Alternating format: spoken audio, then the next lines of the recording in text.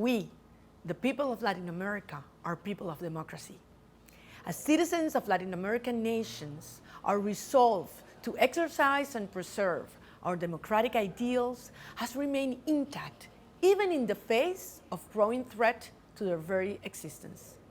Nowhere is this more evident than in my country, Venezuela, where a corrupt regime knows that its hold on power can only be maintained by destroying the democratic traditions that are deeply rooted in our society, where our repressive government has allowed international criminal organizations to corrode the institutions of democracy, separation of powers, free and fair elections, the rule of law, freedom of speech, and international oversight.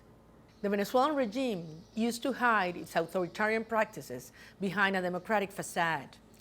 The complicit silence of the international community made it believe it no longer needed to appear democratic.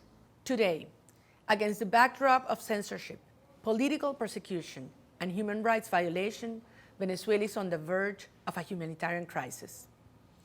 It has been devastated by the highest inflation rate in the world, shortages, the deliberate destruction of our productive capacity, and alarming rates of criminal violence.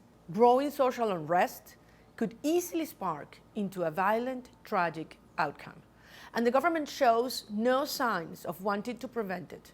In fact, violence is exactly what the regime needs in order to justify further oppression. In this provocation, the Venezuelan regime will not succeed. It will not succeed for the same reasons that will drive millions of Venezuelans to the polls this December.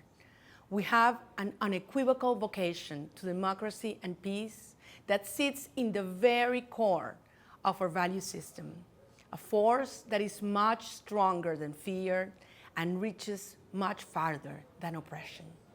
Our neighbors in the hemisphere have not fully grasped the impact of the Venezuelan crisis on governance on Latin America. More than a challenge, a spillover of the Venezuelan model is a very serious and a very real threat for stability in the region.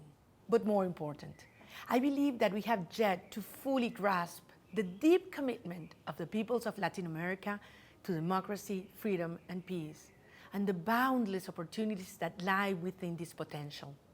As leaders, we have the responsibility to recognize, to nurture, and to strengthen this devotion of our peoples to democratic principles every single day. On behalf of the Venezuelan people, I want to thank each and every democratic leader that has raised their voice on behalf of our cause. Also, I want to thank Concordia, the America Society, and the Council of the Americas for this incredible opportunity.